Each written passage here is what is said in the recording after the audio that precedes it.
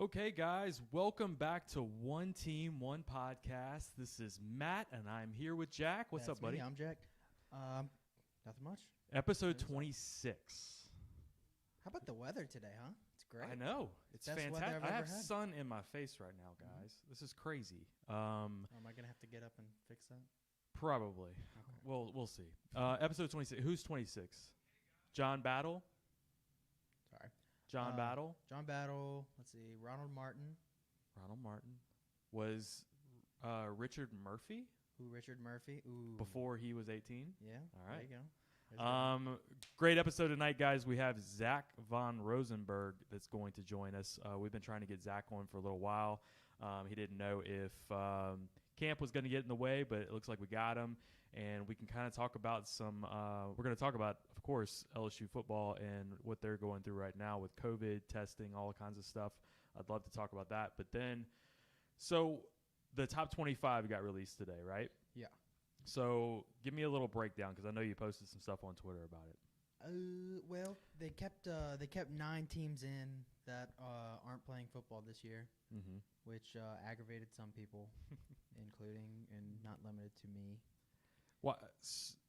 Yeah, because you're just saying because it was just a nice thing to do to add them, and now they're going to drop them, kind of thing. Right. It's like you're not helping the people who are playing football this year don't like it because now you have teams in front of you that are not playing football, right? And the teams that are not playing also don't like it because it's just a reminder that they're not playing football. Right. Absolutely. They did nothing for anybody by doing this.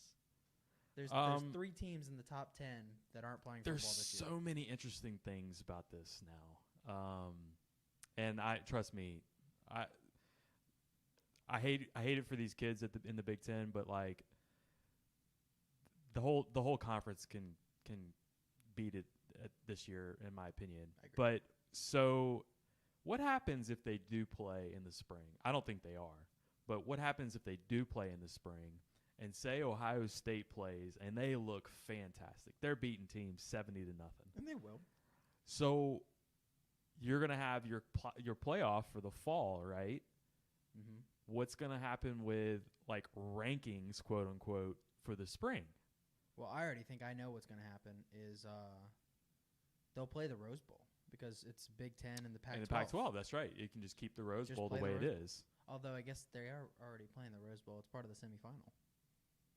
Well, it's the semifinal. It's not the Rose Bowl, correct? Well, technically, it's the Rose Bowl. It's the Rose Bowl still? It's the Rose Bowl semifinal. I think that would be great for them to do if they – I don't think they're playing in the spring at all, so I think it's complete hypothetical at this point. But all right, so what else happened? We had some do we have any more football news this week? I know you were following golf like crazy. Yeah, I was Dustin Johnson. Dustin Johnson's incredible. Holy huh? cow. Good Lord. I think you need to start testing these golf players. You and Papa were saying that yesterday.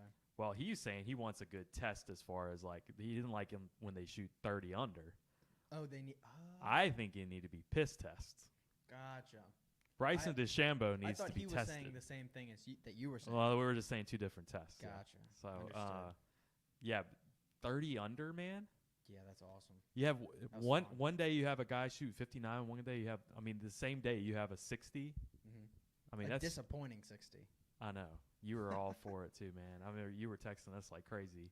Well, I just I tuned into the tournament, and I see Dustin Johnson was 9 under on the day, and I was like, oh wow, he had a really nice day. And then I see he's only through 8 holes. Like he has 10 holes left. All right, so there's been a lot of talk about the attendance for college and especially LSU. What are you thinking right now? I mean, you should have started school today, right? Was supposed to, yeah. It's crazy that we didn't now in hindsight, but yeah, I don't know. I mean, you know the campus more than I do as far as like kids on campus, things like that. What do you think? What do you think's going on with kids wanting to get into large groups and things like that? What's the kind of the vibe right now? In terms of large, I don't know. The bars are closed, so yeah, like Tigerland's completely closed down. Yeah, right? they closed that. Thank God they did, honestly. Well, they needed to right now. Yeah. I don't know. I mean, I'm meeting with my fantasy league this week for a draft. I don't think anybody's like shy about coming over to my house and doing that. No, I don't think so either. It's going to be like 10, 11 of us. Has any of your friends been tested at all? Not. One of my roommates has been. And okay. And he had a negative test like a month ago because he went to Mexico. I'm just interested to see because the governor is going to come out later. It should have been later this week, but now with the storms, I don't know. Speaking of storms, like it's so the hurricane is so bad here right now that the sun is coming out and it's in my face, Jack. Yeah. I'm gonna adjust it real fast, but tell me, what do you think, like fans in the stands are gonna look like? I think it's gonna be around 30%. I know you've been saying that it's gonna be no fans, but I mean they keep saying 25%, 30%. All these schools in the SEC are saying all that, so I have no reason to believe otherwise. Yeah, it almost feels like they don't want to do kind of like what the Big Ten is doing, where they're rushing to decisions and let it all play out. But I just don't. I think by the end of the day, you're going to have little to no fans in the stands because of the PR hit that it would be if you did have it. You know, Right. I just can't see that happening. I don't know, man. It is looking better and better. I could tell you that. It's looking better and better that you're going to have fans. Right. There's just less and less like negative momentum trending right now. Yeah. Now that the Big Ten and the Pac-12 are out, I feel like they were really weighing everybody down, you know? And now that they're just gone, everybody can just like start planning and stop worrying so much. Right. I agree with that. I think it is going to be very interesting to see because one of the things, I think the SEC is going to have to come out and make it level playing field as far as who has fans and who doesn't and what percentages everybody's at. Mm-hmm. I don't think it's going to be fair if we go to the Swamp and Florida can't have fans or they're at like 20% capacity, and then we play Alabama later in the year and we can have 75% to 100. What are you going to do? I mean, it's all in our favor at that point, of course. Sure. But it's completely not fair, and it tips the balances of the schedule, right? Absolutely. But you don't think the SEC would come in then? What's the fix? The SEC just comes in and says, here's where we need to be at. You got to be right here. They won't do that. I don't think they will either. Well, I don't know. Sankey's had a little bit of the nuts SEC is going to come in and say, even though states are allowing it and it seems like it's perfectly fine health-wise, like it's fine to have a packed stadium. Do you think the SEC is going to come in and say no packed stadiums? No way. Packed stadium in Louisiana, you can't pack the stadium in Florida. 75. I'm just using those as two examples. I mean, if that's what's allowed, it's what's allowed. So say Florida we can be 100%. And then we have to go play at the Swamp 100% capacity, and then it comes to where Alabama comes here and we can't have anybody in the stands. Great. Yes. Ugh, I hate it. Whatever the maximum amount of fans that can be in each stadium, I'm all for it. Okay. Whatever the max is, I want to max out on everything. I miss having crowds so much. I don't even care if it's to our opponent's benefit. Eesh. I mean, I know that it would hurt, but at the same time, like, I want to see packed stadiums. I'm so ready for that. All right, so tonight, guys, we have, again, Zach Von Rosenberg. He's going to be joining us. They're actually getting out of practice shortly, so whenever he comes on, we'll jump right in with him. But first, I want to give a huge, huge shout-out to Courtesy Automotive Group, Courtesy Buick GMC in Lafayette. Brandon Lejeune, Court Williams, those guys have been really, really good to us. Brandon is the man, and he is pumping cars out left and right in Lafayette. And if you are in Baton Rouge, New Orleans, Alexandria, we have some listeners up North Louisiana, Still hook up with Brandon. I'll always post our episodes out on Facebook, and I tag Brandon on those on all those posts. Give him a like and a follow on Facebook. He posts things all the time, deals all the time. You need to connect with him, and you need to see if he can get you a deal. And when he posts a car, especially a used car, he had a Jeep Cherokee that he posted the other day. Yeah. I need to find out if he sold it because I looked like it was going to be gone probably within a day. I sent it to Summer. She was like, "No, I'm waiting on a Denali." I was like, "Sure you are."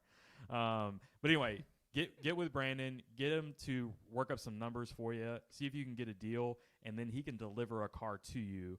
You don't have to be in Lafayette. So again, Courtesy Buick GMC and Lafayette have been really, really big supporters of us. I see Sam Bacon is on.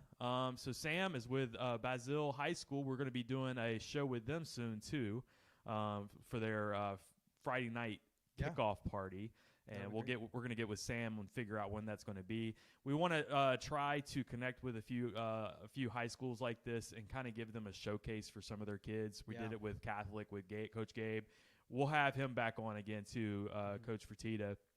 And I want to get some of their kids on. Maybe we can kind of talk them up a little bit because I'm really worried that high school is not going to play. Yeah, it doesn't look good. It doesn't, and it's terrible because, all right, so is LSU going to play and they're going to have fans and high school can't get it together? Like, it's unbelievable, man. So hopefully the governor has some good stuff to say. But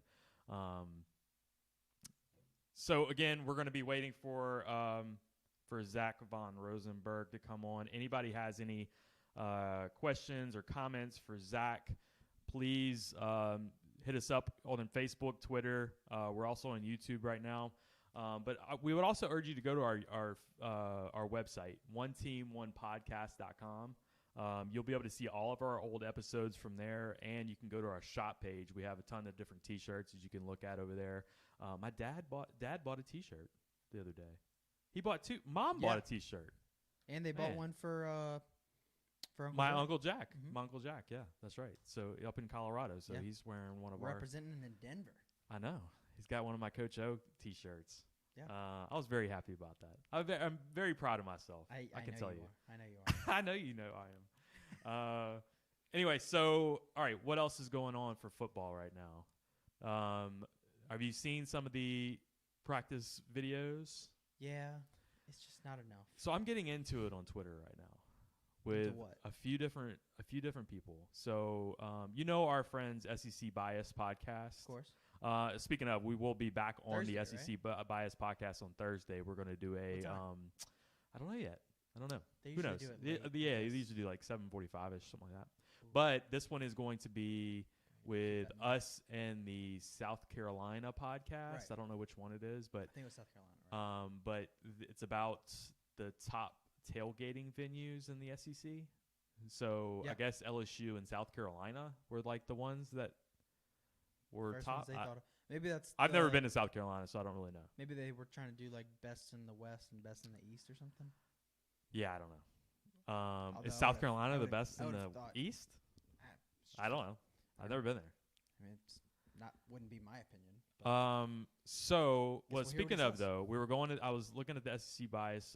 They had Believe in Vandy, the Vandy podcast that I actually like. I forget the guy's name, but Believe in Vandy. He thinks that LSU is going to go 6-4. 6-4. 6-4. So we had J Boy on from the J Boy show. Yeah. We had him on last week, and he thinks we're going to go 7-3.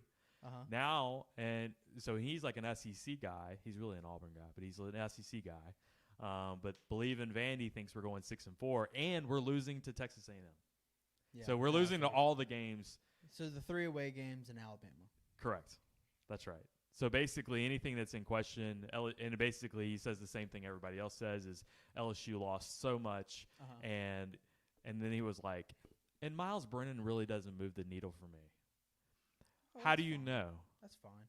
Like you don't know what you're talking about. So no, and that's the thing. This is what I'm getting really pissed off about, especially on Twitter. Is like I realized today actually that like I'm not even worried anymore about people saying that they don't know enough about LSU to really write in any easy wins or anything like Right. that. Right. Because I was about to respond to a Memphis fan today, who said something about, we're getting a lot back. All we lost is our head coach. And I was about to respond, and I was gonna say, yeah, but losing your head coach is like that's a big loss. So like y'all are gonna take a step back. And then I realized that's like exactly what people are saying to LSU right now. Mm-hmm. And it's like, well, I see where that line of thinking comes from. All right. So we have Zach on, and I am bringing him on right now. Just finished practice? Yep. So is he in the locker room? I'm not sure. That'd be really sick.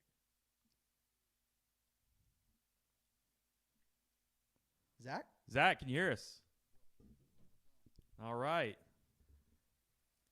Yes, we want to see that. There he is, and you're all sweaty from practice and everything. Perfect. Very authentic. This is great. We'll get a tour later. A virtual tour. Gotcha. Understood. Zach, this is a real pleasure of ours. You've been one of our unicorns for guests on our show, so we're finally making it happen. And you were on one of our other friends' show, Out the Box, before, so they scooped us and got you on before we could. Yeah. Yeah, Roy. He's got some connections. He had Torrey Carter on, all these guys, right? So, all right. So, tell me how practice is going right now. You said y'all had to practice probably a little longer today because you feel like you probably won't be able to get one in for the hurricane coming up.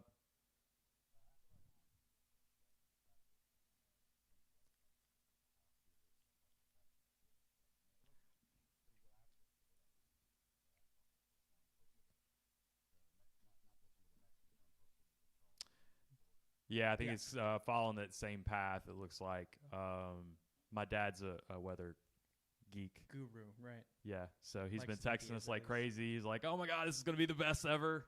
Fujiwara, is that what it's Oh, called? yeah, the Fujiwara effect or whatever. I'm so sick of hearing that word. I've only heard it a couple times. So Zach, I know you're familiar with Jack over here. Jack's been giving you a hard time on Twitter, I believe. And we'll go back to the famous, the now infamous Zach von Rosenberg pass against Auburn. Yeah. If you remember, he bailed you out. Is that what you're saying? So yeah, absolutely. well, and I was thinking whenever you were back there, I was like, oh wait, fake punt. I'll never forget. I was like, fake punt. And I was looking at a friend of mine. I was like, Zach von Rosenberg. He's a Major League Baseball player. So watch out for his arm. And that's what you give us, Zach.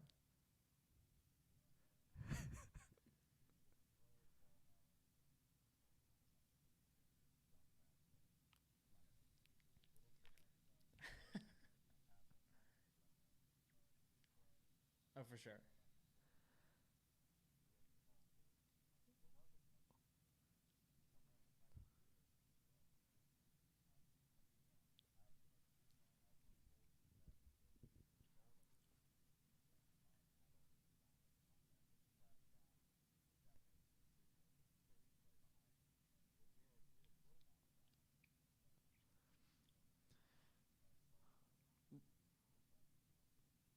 Right, so it was the same play call as when Joe Burrow does the fake QB draw into a throw to Jamar Chase. It was the same call. Yeah. Right, and you're throwing to Foster Morrow instead. Little faster, huh? Yeah. So are you in the offensive game plan this year at all?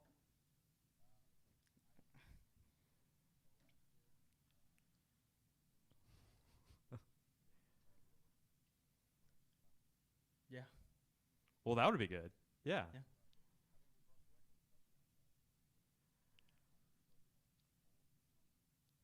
Oh, wow.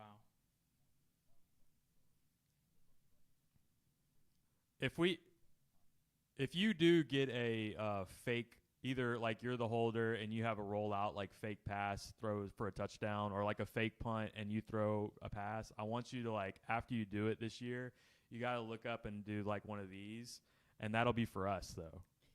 Like, all right, so we'll be like, oh, that was us, and we can replay it back on this podcast, all that kind of stuff. Yeah. All right, so you've been getting a lot of attention this past week because of the new NCAA waiver that came out. That means that you can play this year and get another year of eligibility. And the first person everybody thinks of for LSU is Zach von Rosenberg. How does that make you feel?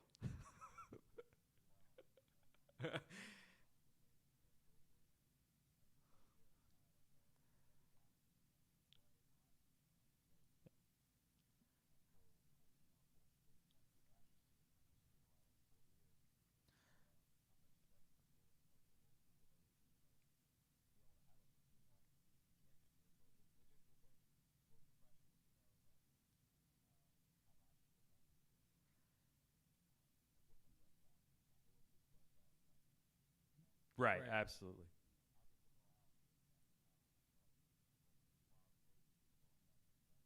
For sure. So you've made up your mind on this, right?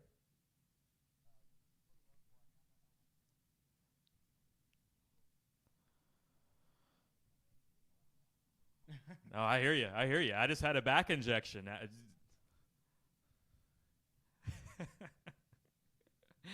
You'd be a seventh year. You would be a seventh year senior. Would that be right?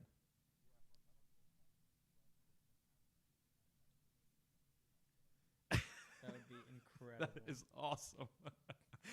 I'm living through you right now, Zach. I think you're closer to my age than Jack's age. Jack's 21. I'm 41. No, that's Are not you right. 30? Oh, you're close. Yeah, It's yeah. close. So, yeah.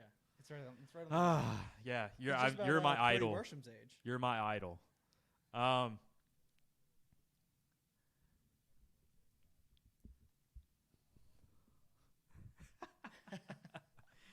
yeah. So take us into practice right now. You're getting a closer look than anybody, of course. So tell us what you're seeing right now with the team. A lot of focus right now with the offense, especially we were just talking before you came on about a lot of national guys downplaying LSU because they see everything that left from last year, but they don't see everything that's either returning or coming in that's new to the team. They also don't know anything about Miles Brennan. That's pretty standard across the board nationally. Is everybody just they think of Joe Burrow and they obviously think that Miles Brennan was just also ran. So you know Miles personally, obviously, and you got a good scope of the team. What do you see what's going on right now? Yeah, Right. right, right.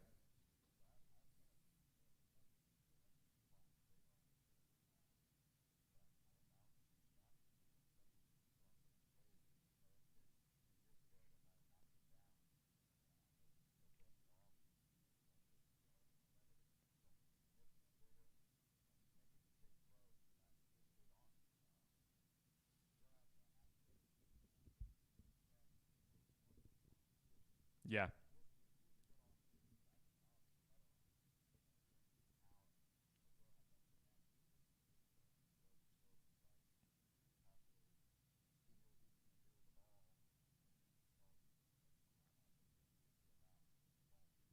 yeah,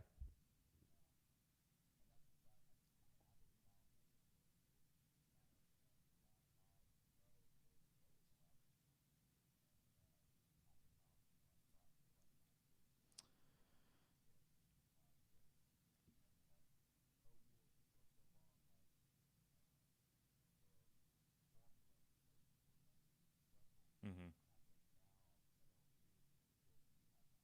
Yeah.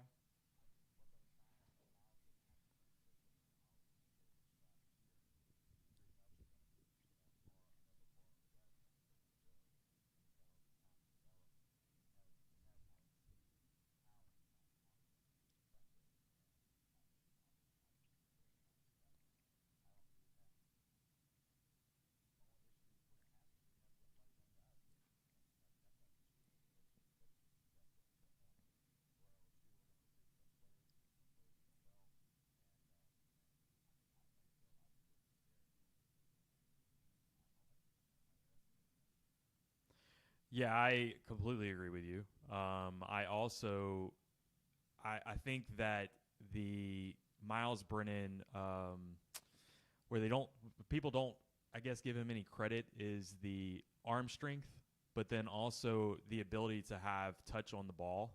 Um, I think people that have seen him play just think of a guy that maybe has just a strong arm but doesn't have any accuracy.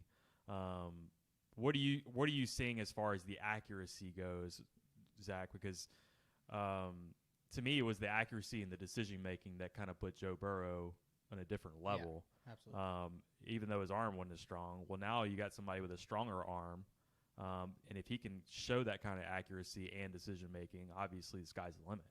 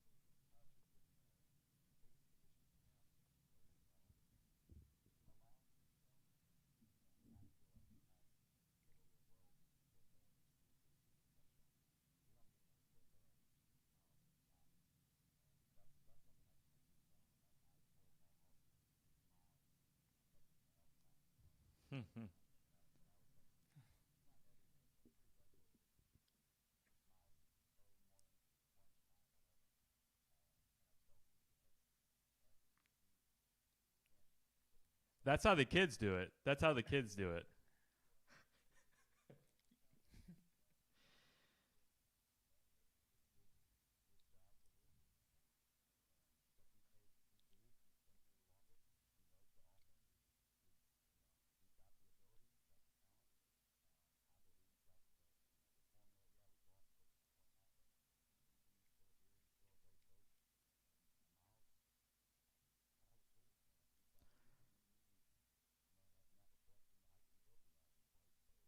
Yeah, yeah. It almost feels like so the national. I say that it's usually guys on Twitter that are running Yes. these little either they either have little podcasts like us or they have Hmm. um, college football hype Oh yeah. accounts, Oh things like god. that. They'll say things about LSU where we were just talking about it. We've heard a 7-3 prediction and a 6-4 prediction within the last week for LSU, and I'm like, you guys just don't know what we have coming here, Yeah. and they also don't know the scheme. They think that Joe Brady, with him leaving, that was the end all be all to the LSU offense, and we're a one hit wonder. I swear that's kind of what the attitude is. You see it with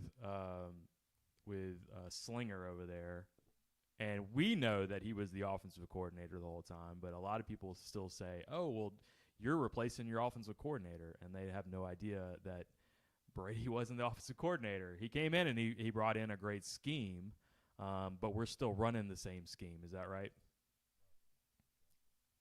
Yeah, and it's so basically we were going to have athletes all over the field, and I think this is, and I've trust me, I grew up in the Curly Hallman era and all that, so I'm familiar with LSU in the dog days, and we've always wanted athletes in space. We have all the athletes in the world, and so now we finally have all the athletes in space, and we just need a guy that can get him the ball. You feel like we have that, I'm sure, right?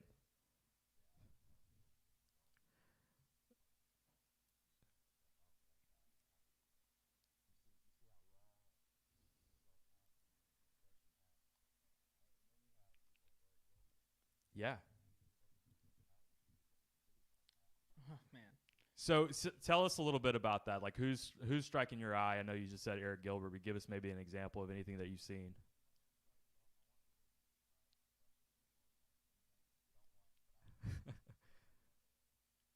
Yeah. Oh.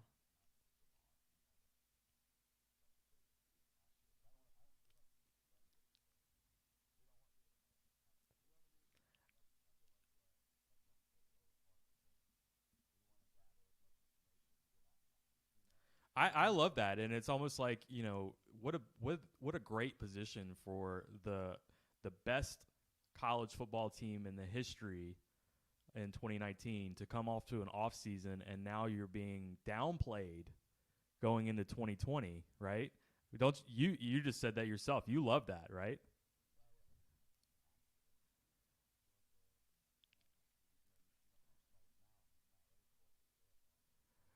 Is the team feeling that right now?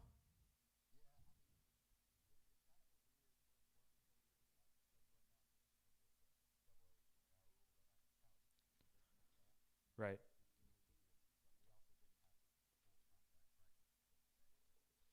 Okay.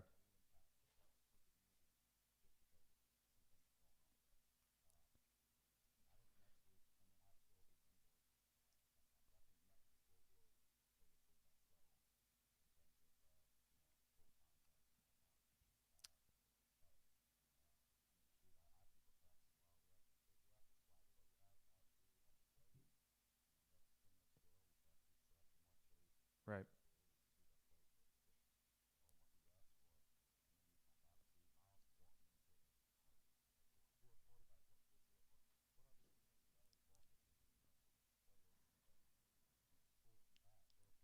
Right. Right. Yeah. You're not allowed to though. You're not allowed to You're be not the allowed to be. quarterback. We've already made that decision. You had your tryout. Um, question about Miles Brennan. Does he know about his nickname, the Slim Reaper? Please Okay. do, and we'll get him a T-shirt because we've made one for the Slim Reaper. I should have worn it. Didn't even think about it. Should have worn it for this, but we'll get him one. Has the 15 on the back It's too, got his right? 15 on it and There we go. everything. We'll get you. We'll make one for you, Zach. What's your nickname around the team? ZVR. Oh, the old man, the grandpa. Oh, there Oh, you go. perfect. I got a T-shirt coming.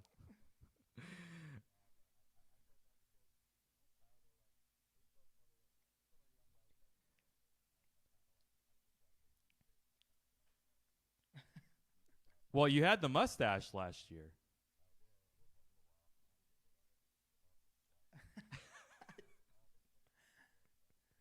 Oh man, Yeah. I actually really liked that. That was fun. Yeah. Well, yeah. Miles can't grow facial hair, correct?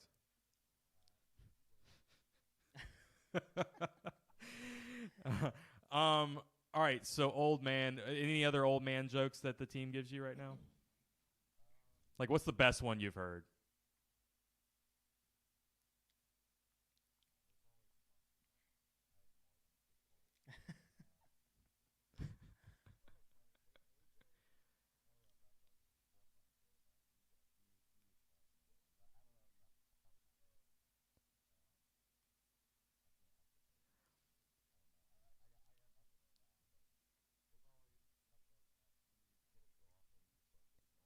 Right.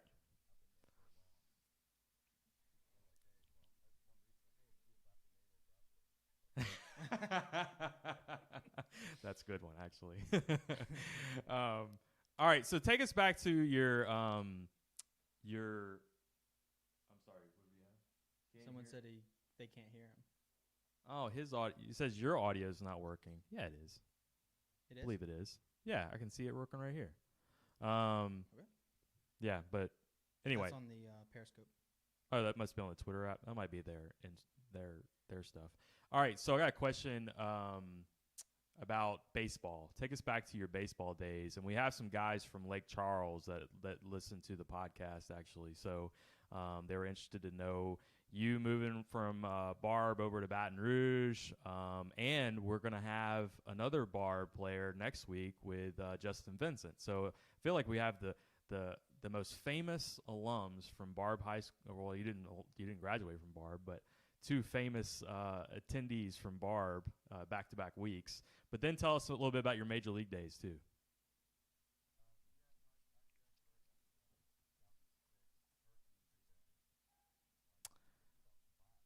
Right. Yeah, Rita was real bad over there, right?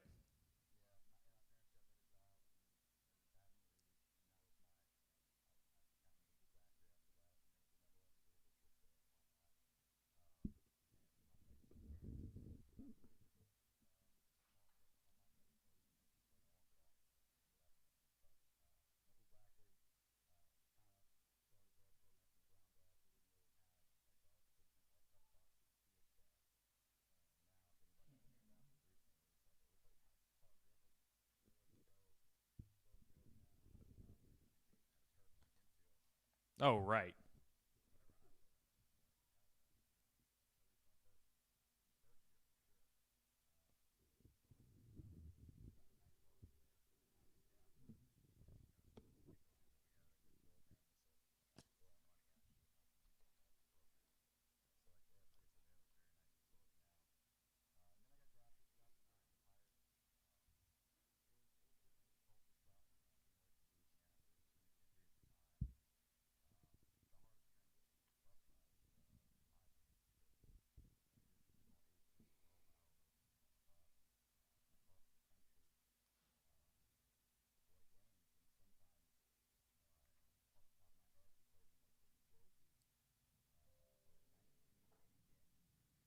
Oh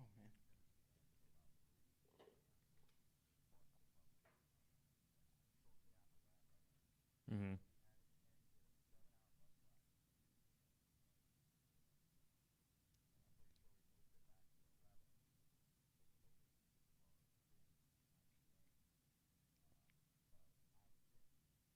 Oh wow.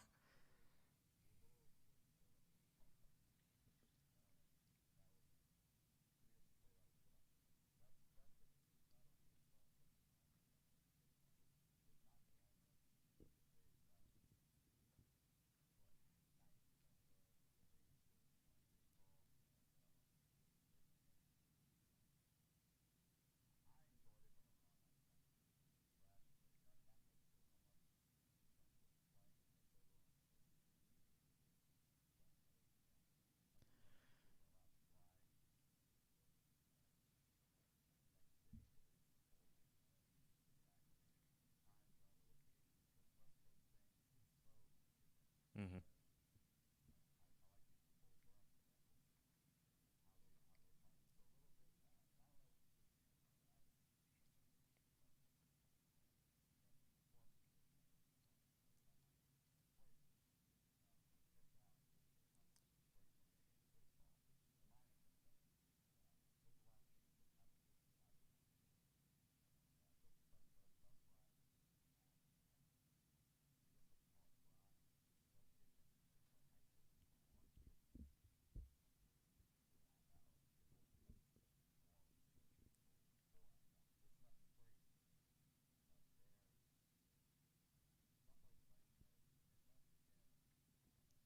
Oh my god. No.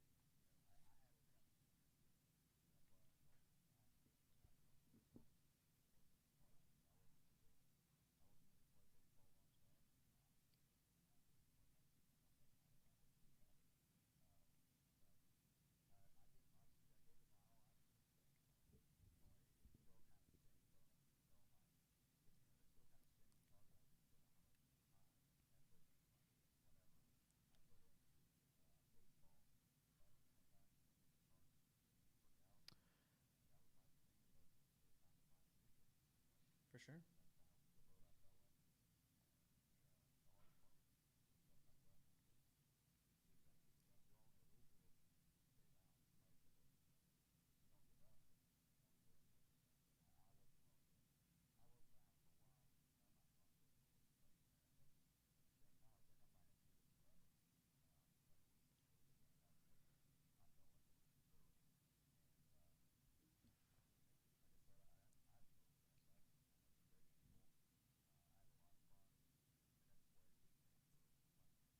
Yeah.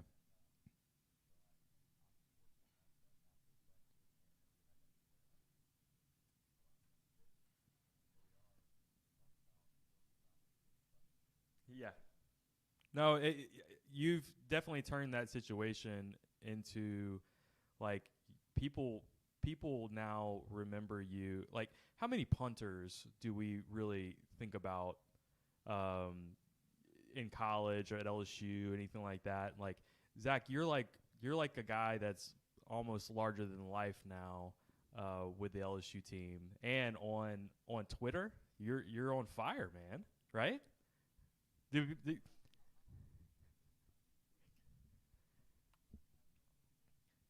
You delete things.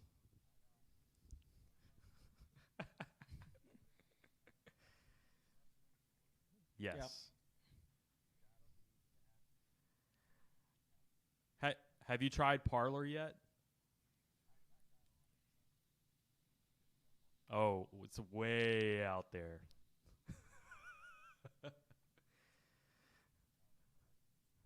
We tried it for a second, but yeah, it's not for us.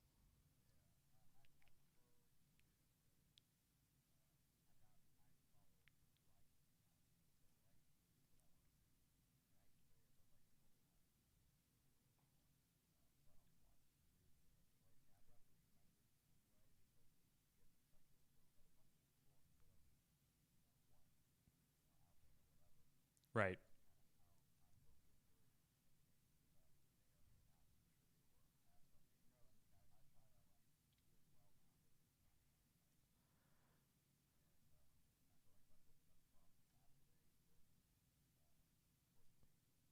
Right.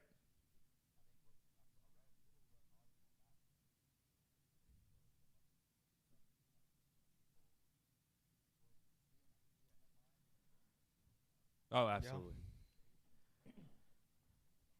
And then the guy who wrote the article didn't actually make the headline. So you have like a complete misinformation that can happen. It's almost like me whispering something in your ear and then you tell Yeah. 20 other Just people telephone, right? what I said.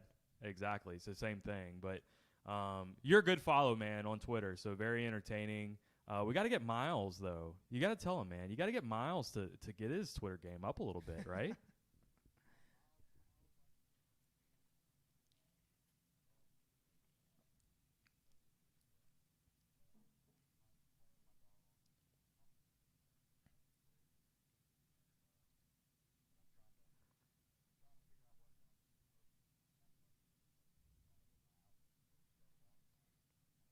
You're going to run for office, right? Well, all right.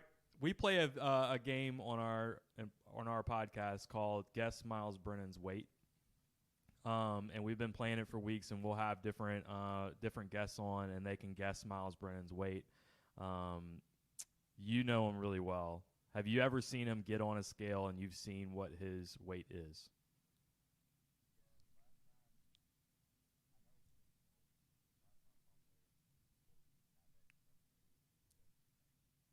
All right, 217. That was it. That Everybody's was sticking it. around that number. Yep. Well, yeah, I think we're right there. I think we're there. Do you feel like he's too fat now? Chunky, yeah.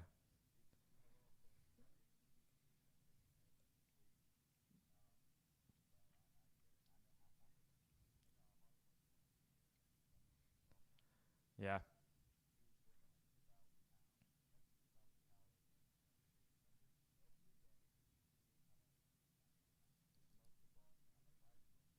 I know. These young kids and their metabolism, you know what I mean? Me and you can relate, right? Well, good. Yeah, he's got it. He's outgrowing the name Slim Reaper, I think, already. Oh yeah. I think So that's he's up there. getting he's getting up there a little bit. Well, good. We again, man, we really appreciate your time. We want to have you as a future guest again too, Zach. Okay, so we're always going to be coming after you for info, and yeah, and when we do a political, yeah, that would Yeah. be great, man. That'd be awesome. Hey, we have a helmet right in front of us over here too. One day I'm going to get you to sign that helmet. Every LSU player that I want to have on this podcast, I want to get them get a signature on that helmet. So I'll hook up with you one day, and hopefully we can make that happen. Okay. All right, bud. We appreciate your time, man. All right, man. Thanks, Absolutely. Zach.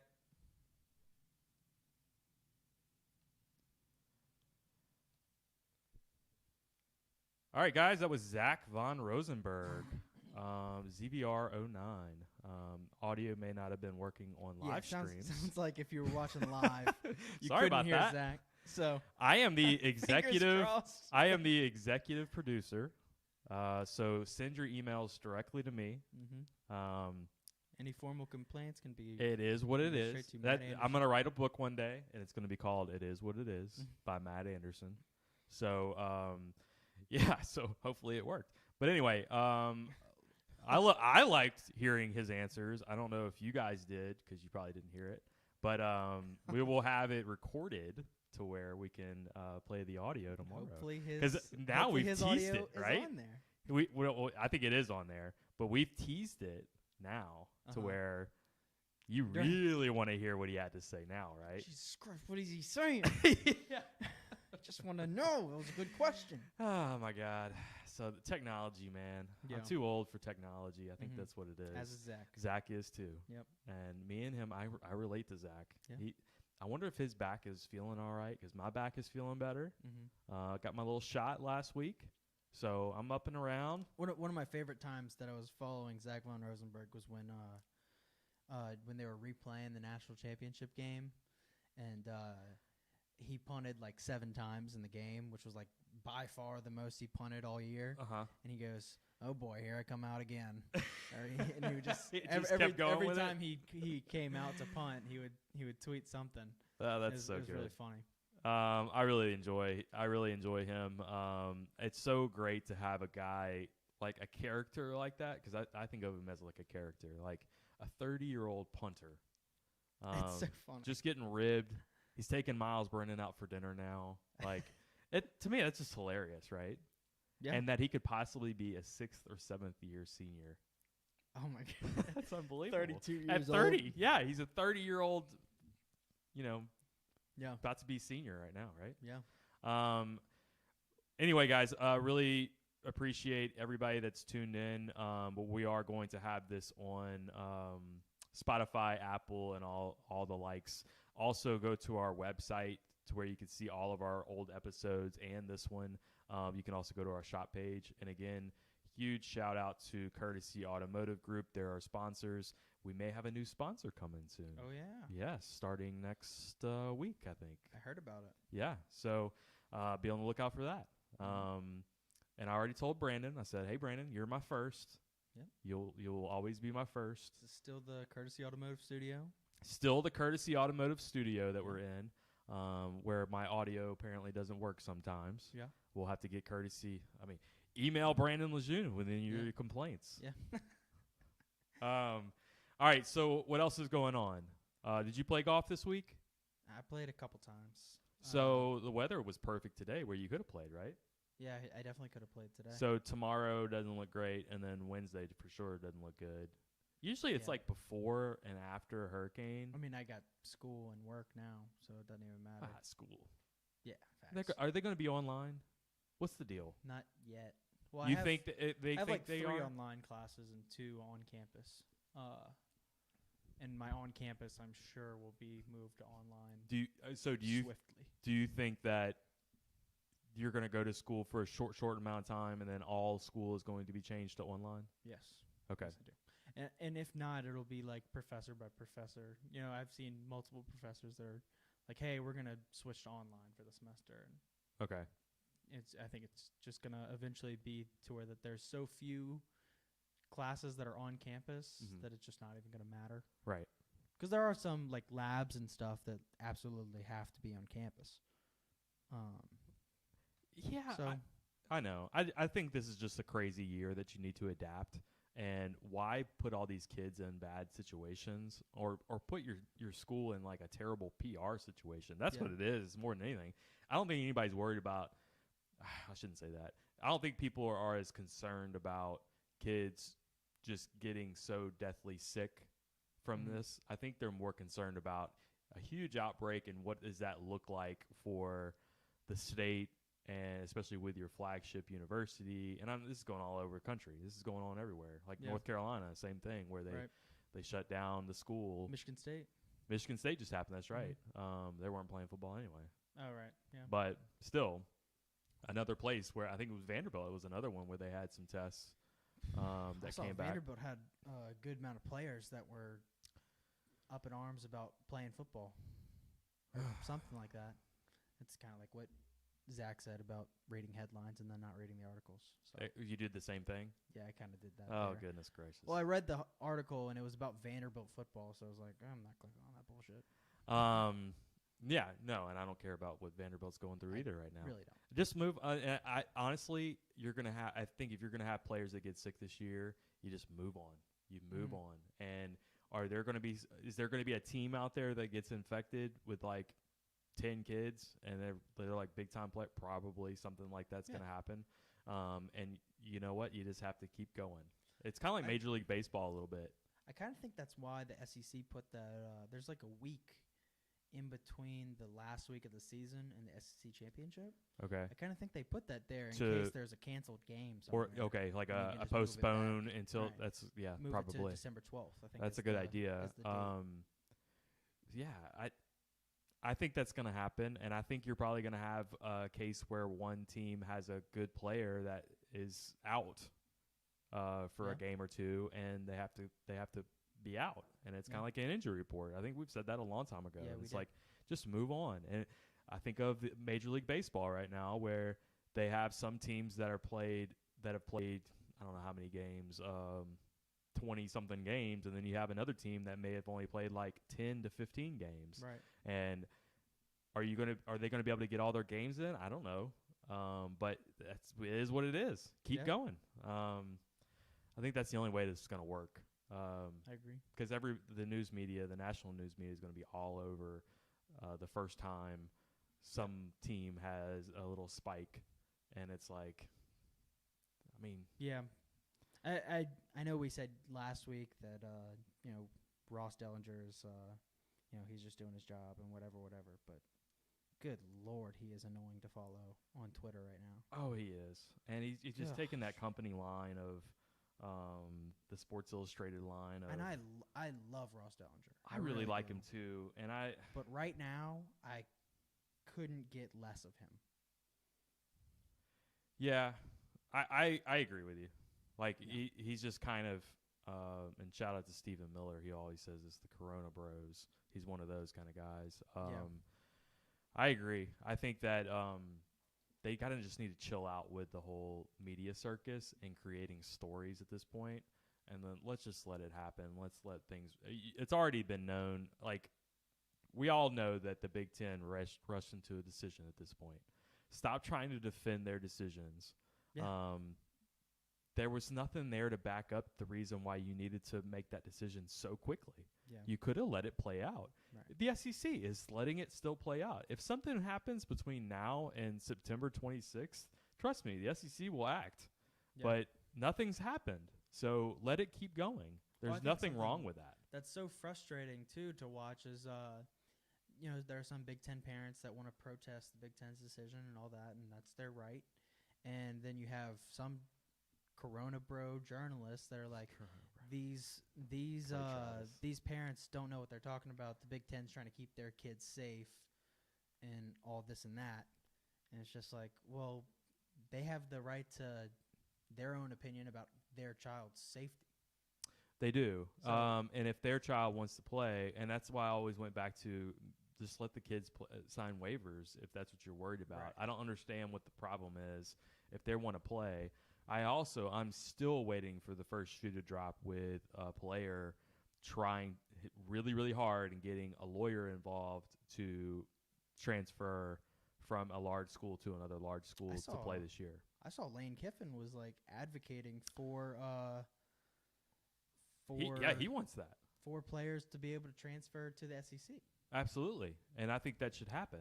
I think the SEC got involved, right? Where Greg Sankey may have came over and said that's not happening this year. I don't know if there was some. I don't know really. I didn't read up enough on it to kind of know all the details on that. But I think there was something that blocked it somehow, and I'm not sure where that was. But I saw today where that's crazy. North Dakota State is playing one game. Yeah, they're playing against Central Arkansas. One game. They play one game. So Trey Lance. Everybody's gonna be watching for Trey Lance, right? Why can't he transfer somewhere?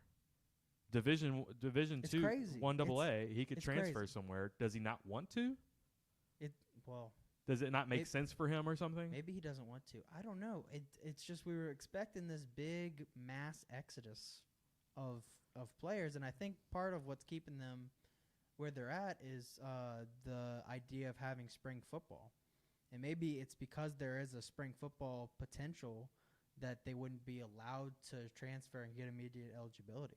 I don't Because know. well, you're already at a school that's going to play a season this year. Right. No, I So- get that, but they have to be able to get around that, right? Like, wouldn't a good? I don't know. I don't know how the NCAA works. I feel like a good lawyer could get around this and get Yeah. something in place to where that kid could go play immediately, especially if it's a guy that's a senior and there's no sure bet that you're going to play in the spring either.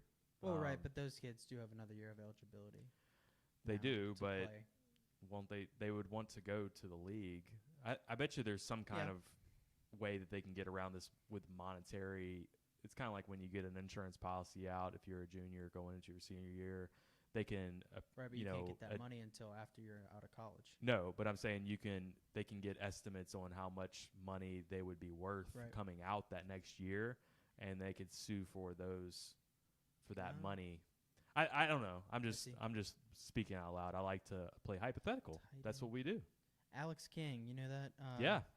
He said, I really like that tight end for Mississippi State. Who are you talking about, Alex? Tight end for Mississippi State. Oh, you want him? Is that what it is? Mississippi State? Is it Mississippi State or Michigan State? He I said don't know. Mississippi State. I don't know who that is. Me neither. Tight end. Maybe he's from- talking about Penn State. They got that. I always wanted an Iowa Penn tight State's end. got probably the best tight end in the country. I don't think we need a tight end. Oh yeah, no, I completely agree. I think we're pretty good. I'm just trying to figure out what the question is. Every week I keep hearing about Eric Gilbert, and the Yeah. better and better I feel. Yeah. Not that I ever felt bad, but Pat Fryermuth. I think he's talking about Pat Fryermuth from Penn State. from Penn State. Powers. No, maybe he is talking about Mississippi State. I don't know. Yeah, I don't know about the Mississippi State tight end. Or is Mississippi State going to use a tight end? That's Yeah. a good question. Yeah. They will? In the passing game? Yeah. Oh, Why not? they're like 4 or 5 whites. If they got a good one. They're gonna. Mike Leach is going to use whatever they got because they got nothing. Oh, that's true. Yeah, but I don't remember ever seeing a tight end in his. Yeah, he didn't recruit tight ends. No, I mean he But probably if had. he has one, I'm sure he'll use He it. probably uses like 12, 13 wide receivers. That's crazy. Yeah. And running backs. He He really usually does. has his running back score. Powers Warren. I think this is who he's talking about. Powers Warren. He's a junior. Looks like a beast.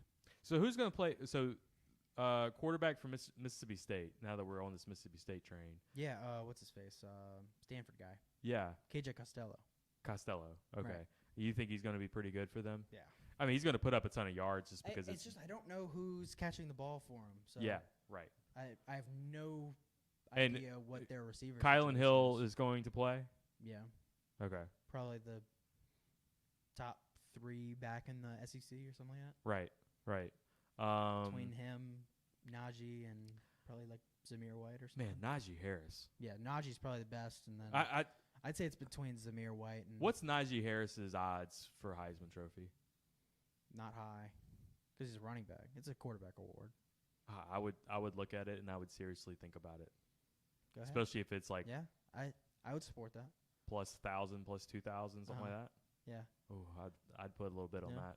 he doesn't have any pad stat games, which are huge for running backs. Yeah, and Sarkisian's still going to keep it open, especially with their wide receivers. But Yeah. man, that dude is a beast. 10 SEC games, 10 SEC defenses running against. Yeah, It's tough. but He's not gonna have that Eastern Michigan game to have 250 do you feel like yards. stats are going to be the key for a Heisman Trophy this year, though, or is it going to be He's like gonna be best player on the best team, probably. that? I kind of feel like that could be the case too. Most likely, yeah. Unless I mean, there's always the years though, like Lamar Jackson. Louisville was what? yeah, I 9-3, mean he but basically Lamar just Jackson was just incredible. Same yeah, with just RG3. superstar, right? There have been players like that. RG3, Lamar Jackson, Johnny Manziel. Well, who would be those guys this year though? Like I don't know. All three of those guys came out of nowhere, except Right. for RG3. Spencer Rattler. Yeah. I mean, I don't think he's going to be. I don't think he's going to be good, but I shouldn't say that. But I think he's going to be good. I just don't think he's that. I think he's a head case. he's gonna look great. Yeah. I don't know if he is good, but he'll look great. Well, and then the thing is, they're Rattler. playing Big 12 teams, and it's all Big 12 opponents. Oh man, did you see that PFF? And you got Trevor Lawrence, of course. You know PFF, Yes. the stat guys or whatever. Yeah. They came out with they had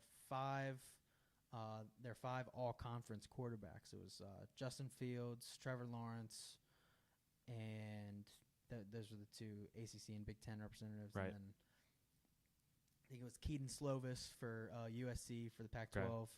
and then Big 12 was Sam Ehlinger, which I thought was interesting. And Yeah. probably. I guess that's probably right. fair and true. Right. But Rattler will have better Rattler stats. will have better numbers, and people will probably say Rattler's better at the end So, of the okay, year. give me the SEC. And then you're not going to like it. It's Kellen Mond, Nope. Mac Jones, I'll give you one more guess. Jamie Newman. Yeah. Come on, Yeah. get out of here. Yeah. See, this is why. All right, I- there's people like that, and then there's Vegas, right? Uh-huh. And Miles Brennan is the number 1 quarterback in the SEC Heisman odds. Yeah. Because they know what we know, right? Yeah. I don't know what these guys are thinking. Also, though, wasn't there another Vegas odd that had us over under 6.5? Yeah, that was updated quickly to 7.5. Because which is everybody still too poured low. the money on it. Yeah. I mean, It's still too low at 8-2 is our baseline, and I keep saying now that. I think I saw that it moved down to 7. Move down to 7. Yeah. Oh, I'll hammer that. Yeah, me too. 8 There's no way it goes under 7. And I've said it before, guys. I think we're going 10-0. I know that's crazy talk, and I know it's purple and gold sunglasses, all that kind of stuff. But I look down that schedule, and I can't see where we're going to definitely lose a game. Yeah. No, I agree. Florida and Auburn will be on the road. Of course, those are tough games to play on the road. But I don't think you're going to have max capacity in either one of those stadiums. And we are going to come out like gangbusters going to play those 2 road games with not 100% fans. Mm-hmm. So say it's going to the Swamp and we play in front of, say it's 50,000. That's not the same as playing in the Swamp max capacity. So a guy like Miles Brennan can go in there, be a little bit more comfortable. That's all we need, man. Yeah. But then LSU, Alabama, who knows what it's going to be like by that time. But it could be the roles reverse where Alabama comes in here and we don't have a max capacity stadium. But I just feel like we're going to be so up for an Alabama game. It's hard for me to tell you that we're going to lose that one. With that Florida game, too, I mean, we just have nothing before that game. No. You got Mississippi State at home. Oh, it lines up perfect. At Vandy, Missouri. It lines up perfect. Florida And is going again- to Texas A&M right before they play us. And again, I go back to last year, and it took me a while to get my mindset right. And I know Joe Burrow's not on this team. I know Joe Brady's not here anymore. I get it. But I know the offense that we're still running, and I know Miles Brennan has a cannon, and we have tons of receivers. Well, like, my thing is, like, what does Joe Burrow and Joe Brady have to do with this team? Because, like, if you don't think about them and you just look at this team, it's like, yeah, that's a good team. We are still going to outscore teams, and I actually think our defense is going to be better this year than it was last year. So it comes back to, okay, I already know what our offense is going to be able to give us. Can Florida score 24 to 30 points against us? They scored 28 last year, and it took the game of Kyle Trask's life to get there. Yeah, in a terribly called game by Dave first Aranda. half was awful by Right. Aranda. Yeah. So he finally figured it out a little bit, Yeah. but I feel like it got too cute, and all Mullen did was just kind of pick them apart with Pitts. I don't know what happened in the past week, but something just really made me feel sour about Dave Aranda's year last year. He just There was so, a lot. He was so bad last There was year. at when he locked in, and it was almost like it's a little bit like the offense where finally when they figured it out, they figured it out. And it was same Sure. with the defense. Once they Sure. got it figured out, it was locked down. It just took him so damn long to figure it out. Yeah, the adjustments took a little longer, and putting guys in bad spots. The Alabama game is a great example at the end where there's no reason why Alabama should have been as close as they were to us at Right. the end of that game. That And- was and just some of- bad scheme on the defensive side. Yeah. Some of that I can kind of forgive because Alabama had as good offense as anybody except for us.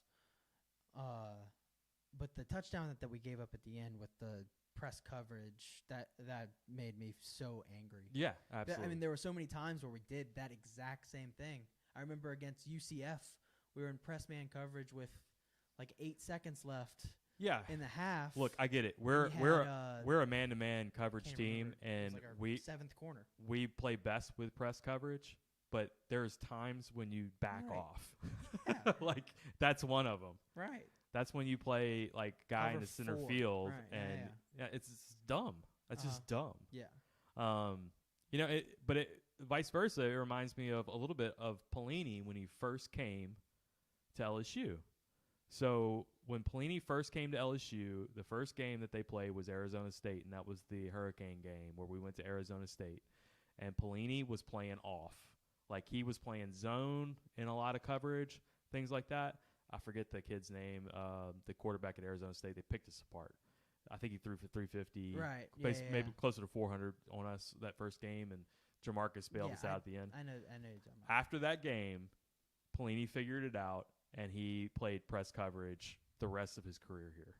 But it took that one time to realize, okay, I have the athletes that I need to actually put in this kind of situation. It was the opposite, though. Wasn't with a little bit of that like Les Miles kind of, saying, like not letting him open up his defense all the way? I don't know about remember that. you saying something about that. Like Les Miles didn't really want Pelini. Like I don't know. I thought I remembered you saying something about that. I don't know if I don't know if Miles ever dipped into Pelini at all. Okay. Maybe I'm wrong. Yeah, I thought I remembered you saying that. I think Pelini was just coming in thinking that was what was going to work against a team like that, and it basically slapped him in the face saying, I don't have zone coverage players. Just I have blitz the shit straight out of ass man-to-man guys, and I need to be aggressive as all get out. And that's why I think he's going to come in, and he's going to know exactly what he needs to do with this kind of athlete. Yeah. I can't wait to. I can't either, man. To And I'm hearing Jacoby more and more stuff Stevens turn about. into a LaRon Landry type of guy. Oh, for sure. And I'm hearing more and more about Damone Clark and Jabril Cox and how they're just going to be monsters. Yeah. I saw Jacoby Stevens actually was talking about how smart of a player Jabril Cox is and how he's so excited to play alongside him. Yeah.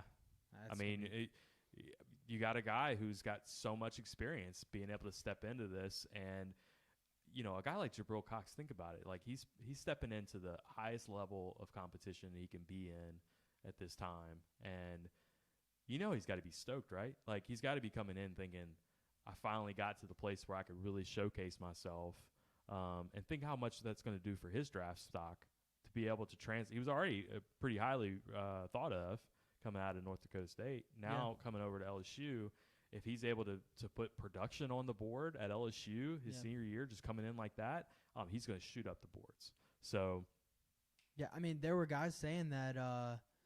Zach just asked if that was live. There were guys saying last year that going into the draft that Jabril Cox would have been a second-round pick. So you just add a second-round draft pick to your team, basically. Right. Which is great. It is. And maybe he was only a second-round pick because he hadn't played against elite talent yet, and now he's coming to play with elite talent so that he can prove that he's the first-round pick. It's very exciting. Another question from Alex King. He asked what we think of Chris Curry's hands, if we think he's good at catching passes. And go back and watch. I think he is. Go back and watch the Oklahoma game. Burrow dumped it down to him a few times, and he looked very fluent catching the ball. I see. All right. So a couple of things with the running backs. I see Chris Curry as being as close as you can. I know he's very aggressive runner. I get all that, but he reminds me a little bit more of Edwards-Helaire than any of the other backs that we have. Really? I feel like he's more scat backish because of his size. I do think he can run up the middle and all that kind of stuff. You're excluding Coventry Bradford. I am. guessing. I haven't seen him Yeah. play, so Okay. I haven't seen him play. I don't 'Cause- know much about him. Yeah. Is that what He's the he's the closest comp to of Clyde. Elair? Yeah. So I then also see John Emery as being a complete home run hitter in the passing game. Screen passes, things like that. I could see him lined up out in the slot on a linebacker, doing like a little, Who did you say? I'm sorry. John Emery. Yeah. Oh yeah. I could see him being that great role Yeah. with that. Then I could really see Price Davis being your like bruiser up the middle. Mm-hmm. Even though Chris Curry can do that, I think Chris Curry is Right. probably a little bit quicker than probably Davis Price is. Yeah. That's That's just interesting. what I'm thinking. I'd never thought of Chris Curry as kind of like scattish, but that actually makes a lot of sense. That'll depend on how well Coventry Bradford does, because if Coventry Bradford's there to do that kind of thing, I think he'll slide right into that scat back role. Yes. Although he doesn't look like a typical scat back. He's 6 feet tall, 180 pounds. You're talking about John Emery. No, Coventry Bradford. Oh, Bradford. He's okay. tall. He's a pretty tall dude, and I watched his. I never watched his high school tape before. He's got really good hands. Like, he was. I'm like wondering. Austin guys. I'm wondering how he gets on the field. I hear it all. I understand, but how does he get on the field? I do get a little too into Coach O's talk, but Yeah, because you know how it is. it's a lot of coach speak. Yeah, for sure. he talks it up. Yeah. And I think he adds guys to discussions sometimes so that other guys in front of them feel the pressure of competition, basically. Right. I don't. Four backs. I don't see how that would. I don't know. I almost feel like it would be getting the people out of rhythm. Yeah. And I'm wondering how they play Yeah. that. I could easily see how we would have a package for three backs.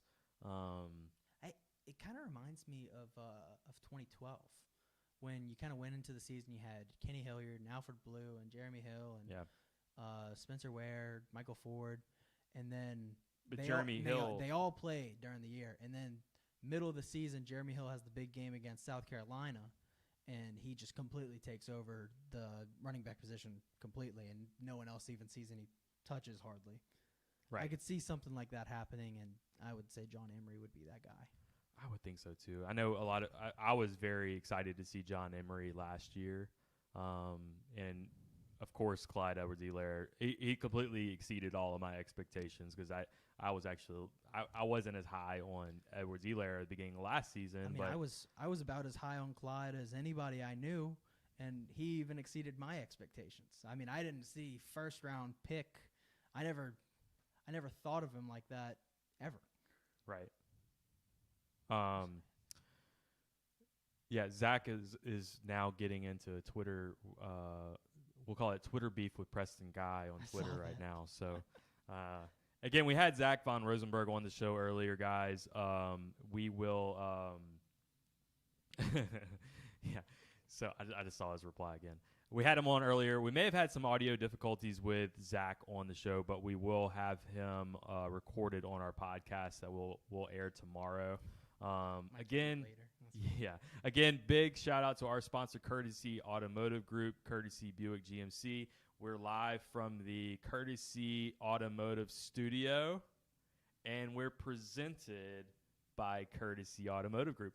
Brandon Lejeune. So, you guys, follow us on Facebook. Whenever I post our episodes on Facebook, I also tag Brandon Lejeune at Courtesy Automotive Group. Give him a follow also. He is pumping out vehicles out of Lafayette, and you're trying to show the fan. Where you're trying to here. The ball. I'll give you a fan. Give me the ball. No, there you go. Hold the fan up. Yeah, fan yourself. There you go. Brandon Lejeune, he will deliver cars to you as well. So hit him up. He posts deals all the time. He can get a deal for you. He can work the numbers for you while you're in Baton Rouge, New Orleans, wherever you're at. But then he can actually set it up to where he'll deliver it straight to you. It's the best deal ever. It's the best way to get a car these days, especially with Corona going on. And with hurricanes. I think he was at work today, if I'm not mistaken. But he may be off tomorrow and Wednesday with the storms coming in over at his way. So I'll have to check in with him. I'll make sure he's okay.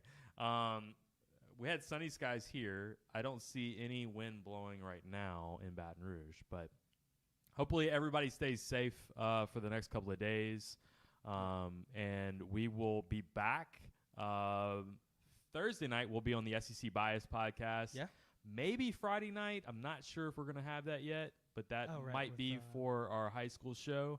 And we might try to do a high school Friday Night Lights kind of episode in the future here soon. Maybe showcase some of these high school teams.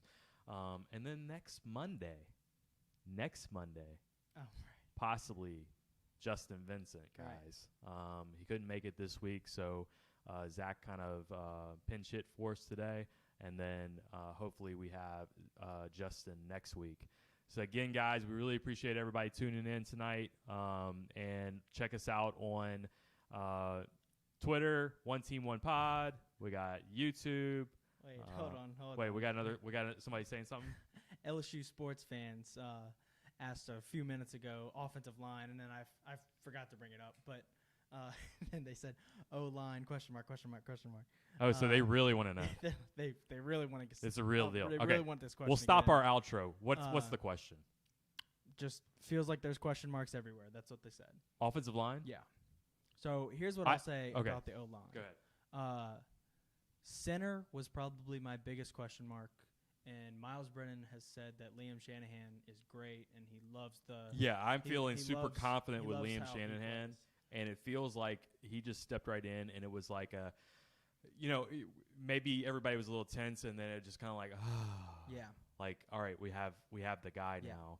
Chasen Hines was going to be the guy, right? And now you can kick Chasen Hines out to guard and give guard a little bit more. It just adds so much depth everywhere. I think we have way more depth this year than we had last year. Because you have Cardell Thomas. It sounds like Cameron Wire. You got Doomerville and tackles. Doomerville's great. Yeah. Derry Rosenthal is apparently. Coach O called him a first-round pick. That's crazy, man. I mean, that's crazy. You might improve at left tackle after losing Sadiq, which is crazy. Well, I don't. Yeah, I think I say might. You just need somebody solid right there, which it sounds like a little too much again. But I mean, let's go back to this. Are you more solid feeling with Dari Rosenthal than you are with Austin Deculus? Yes, I am too. I feel like there's a bad shot towards Deculus. I'm a little hard on Deculus sometimes. I am too. He gave up a couple of plays. He's improved so much every single year. He has. I'm sure he will again. I think we still think of 2 years ago with Deculus. Yeah, I do. I definitely do. And yeah, that 2018 O-line definitely underperformed.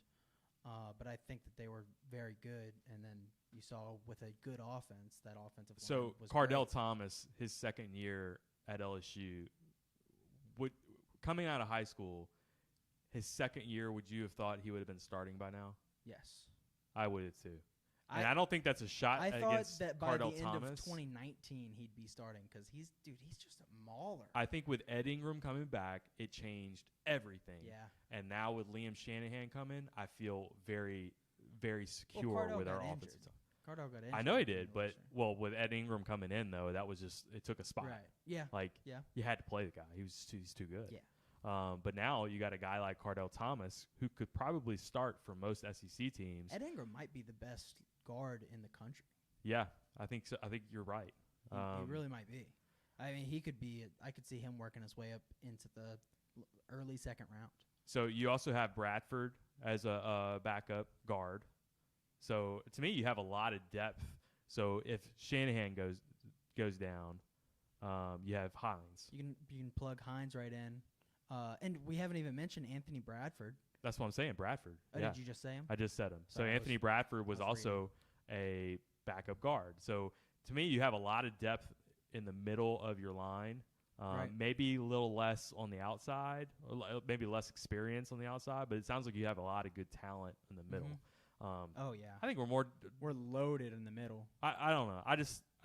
Again, this goes back to who do we have? Are you just looking at what we lost last year, or are you not seeing what we have coming back? Right. And it's hard to keep track of a team that you don't follow like what their depth looks like, you know? Right. Because like if you follow the team as closely as we do as fans, then like we know Anthony Bradford is a beast. Well, you start looking at guys that were so highly touted coming out, and they can't see the field.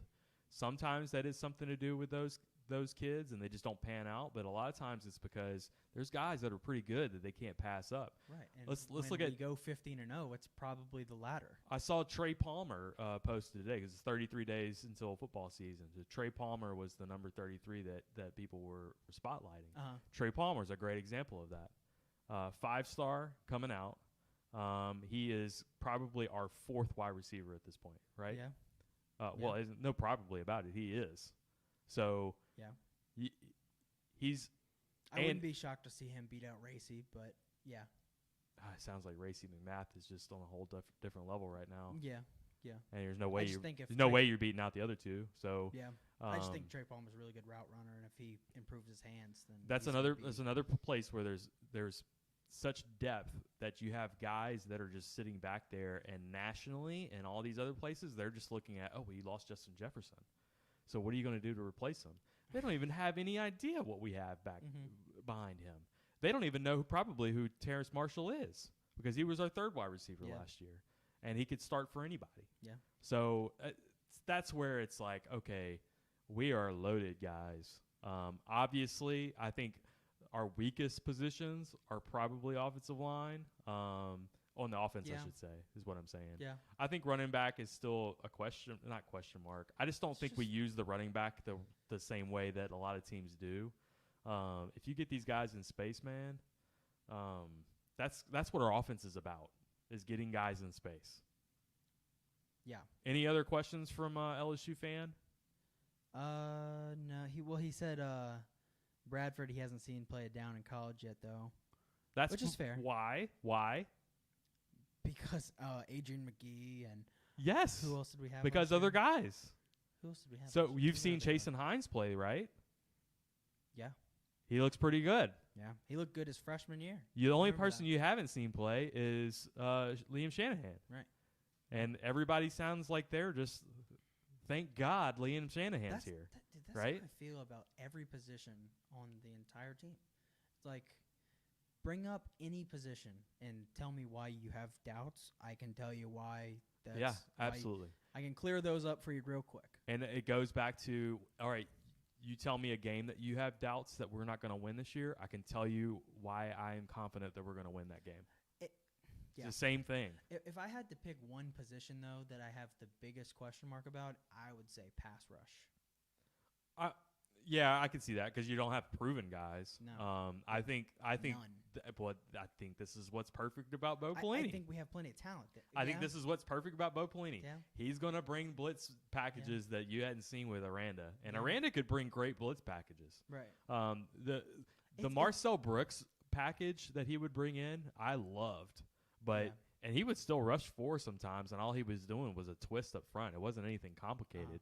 But, man, Pelini is going to bring linebackers. He's going to bring safeties off the edge. I don't think he's going to do anything too complicated, though.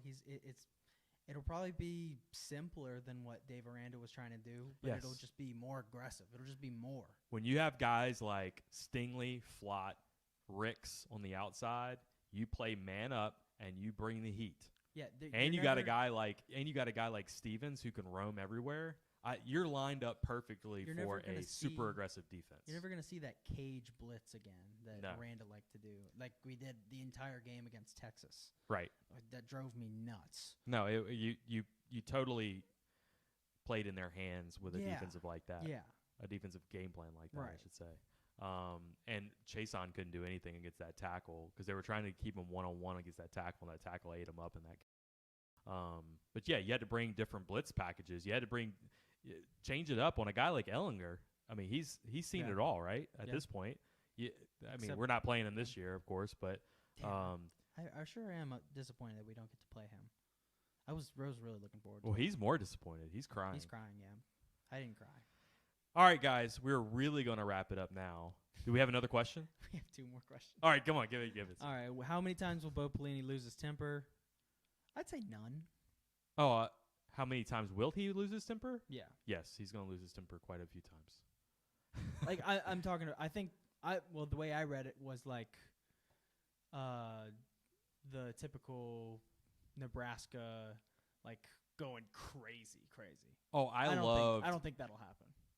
Yes. Like the viral. Yes, it will. Losing your mind moments. He will chew somebody's ass out in your face. No apologies needed. That's Bo Pelini. I'm all for it. And that's why players love him, actually. What's the other question? The other question was, do y'all know of any players injured? It's like lightning round. Yeah. I like it. I do too. Any players injured? I haven't heard of any players injured. I heard Grant Delpit was hurt today. Oh, jeez. That's terrible. Tough. I know. I heard it's an Achilles, man. I know. So got carted off the field. I haven't heard anything from LSU injury-wise. Not that I'm in the know or anything, but I think we had heard somebody say something. Austin Deculus was out on last Monday. You think that was the coronavirus? And it's the coronavirus. It's absolutely the coronavirus. He was out with undisclosed reasons, and then 2 or 3 players are out with the coronavirus. Huh? Yeah. So Jack magically are we able puts to put 2 and 2 together? I don't know. Yeah. So we think Austin Deculus was out for a couple of days for that. Yeah. I should have asked Zach about testing. I'm sure he's getting tested like crazy. How right? aggravated were you when he told us he wouldn't tell us of any of the other freshmen? Oh, I know. God. Or like what players he's saying. I don't want everybody to know. Yeah. I was about to just say, like, please, just give us something. Who is the Kevin Falk starter running back? Kevin Falk starting running back? We had just talked about it. How it reminds me of 2012 with you got a loaded backfield and a bunch of really good players. And I think if someone's going to break out of the pack, I think John Emery, just based on the amount of talent he has. Well, we've been saying that for a long time with John Emery, so I feel like I need to see it now to believe it. I don't know. Freshman, To me, Davis Price is a complete running back. Yeah. Now, someone said the other day that he reminds them of Jeremy Hill. Yeah, I could see that. But to me, I had said that before. Chris Curry, there's something about him, and it was so evident in that Oklahoma game, where obviously he could run people over, but I just saw a quicker scat back also that could fit in this offense very well, especially like in a shotgun. You have a one-back set. You got guys going in motion. I see a guy like him doing very well. Then I also see John Emery, of course, going out wide and getting being a matchup nightmare against a linebacker or somebody like that, or a safety. Yeah. To me, it's about matchups for this offense, and guys like that are going to be matchup nightmares. Yeah, especially, all right, so here's another thing. You split everybody out wide, right? And you have Davis Price back in with maybe a 5 to 6 man box. You see a guy like that just bulldozing his way around. Yeah. What I'm excited about is, man, our freaking comments are blowing up here. Here we go. All right, lightning round. No questions here. They're just talking about Chris Curry on here. Okay. What was I about to say? Oh, what I'm excited about is, like, we're gonna be able to go like with some like 12 personnel this year, right? You know, and you get Cole Taylor in there, you get Eric Gilbert in there, and like both those guys are excellent receivers. Cole Taylor, let's pump the brakes, right? What? Pump the brakes? Why? Because he's a freshman. I understand he's 6'7", 240, and he's like all the eyes and everything. Where's Jamal Pettigrew? I agree. You don't have depth there, but are we Pettigrew, really going to see 2 tight end sets? Almost certain Jamal Pettigrew left because he was the third tight end. You really think we're going to have 2 tight end sets going on right now? I think you could. Why wouldn't you? You got 2 receiving threats like those 2 guys, and then you put them both in, and you're very versatile on offense now. You get those 2 plus Terrace Marshall and Jamar, obviously. Right. Any of the 3 or 4 tight ends. I mean, 3 or 4 running backs. I don't want us to get in the weeds of, not us, but like I don't want LSU to get in the weeds of trying new packages. Oh, I'm not. I'm just saying, like, for a couple plays here and there. Like, yeah, you know how like everybody got excited about having like something went wrong. It's not your fault. Maybe it's just my computer. I just don't want us to get in the weeds of like trying different things to be different, and we get away from the things that worked so well last year. I think of it more as like how people got excited about having, for some plays here and there, having Tyler Shelvin and Apu Ika on the field at the same time. I kind of think of it like that. Right. So All right. I'm really doing an outro now. Cutting it short. We're cutting it short tonight. Hour and 30 minutes. Again, guys, check us out on Spotify, Apple, anywhere you can find your podcasts. Look us up, One Team One Podcast. Also go to our website, oneteamonepodcast.com. It is Matt and Jack. We're going to be back with episode 27 coming up either later this week or early next. I'm not sure yet. Depends on storms, I think. My voice is going up high. All right, guys. You guys have a great night, and we will talk to you later. Talk to you later. I'm not done yet. Talk to you later. I'm still streaming. We will Stop talk to you later. Streaming.